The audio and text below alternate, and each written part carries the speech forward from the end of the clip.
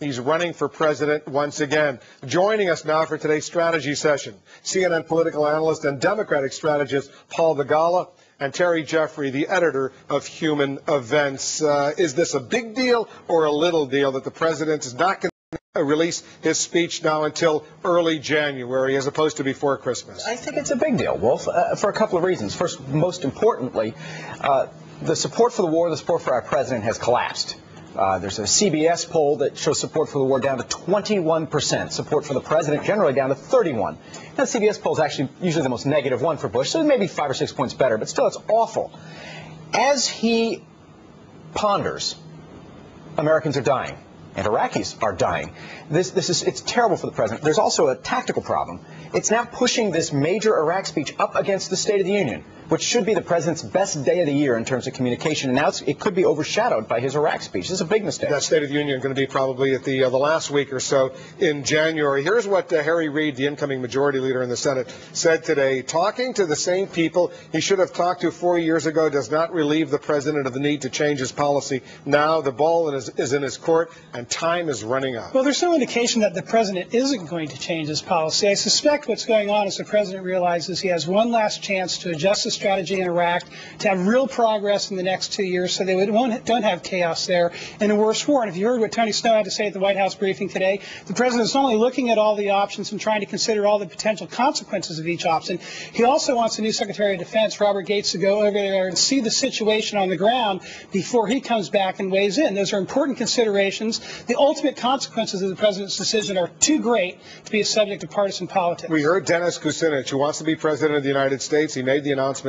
today, say on this program, you know what, the Democrats have to have the guts to stand up and stop funding this war. That's a quick and easy way, relatively easy, to end the fighting and the dying. Well, he stakes out the most, obviously, anti-war position. To his credit, he was against the war when it was popular, when most Democrats were supporting the war. So Mr. Kucinich, Congressman Kucinich, brings something important to the presidential debate. I do think, as a matter of substance, not simply politics, that it's unwise for the Congress to cut off the funding. I opposed the war from the beginning, just like Dennis Kucinich did. But once we're in it, we can't have 535 secretaries of defense. We can only have one president, one secretary of defense. I think the Congress's job is to ask tough questions, but I don't think he'll get far with this argument of cutting off the funds. What do you think? Well, if I saw your interview with Congressman Kucinich, and what amazes me is there was absolutely no evidence that this man has weighed the consequences of cutting off funding to U.S. troops in Iraq and summarily removing our troops. Well, I did ask him. I said, if you cut off the funding, aren't those troops going to be endangered? He said they're endangered now, and get them out. Then they won't be endangered. You asked about the moral obligations we have to the people in Iraq and the consequences that could ensue there. One contribution that the Iraq Study Group did, I believe, is they very clearly and realistically laid out the potential consequences of a U.S. withdrawal from Iraq. I suggest that Congressman Kucinich read that report and start weighing the policies that he is promoting against the facts that are reported there. His argument being that, yes, the United States may have a moral argument, but its first moral argument is to the men and women who serve in the U.S. military, and he says they have no business being there.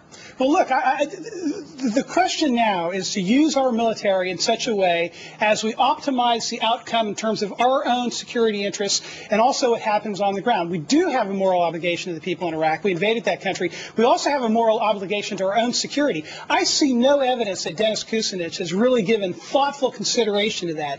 People in the Iraq Study Group, yes. The president, yes. Dennis Kucinich, he's been consistent from the beginning for 4 years, 5 years, saying this is a huge mistake. He has, and I think for that reason it's good for the Democrats that he's running and that he's in the debate.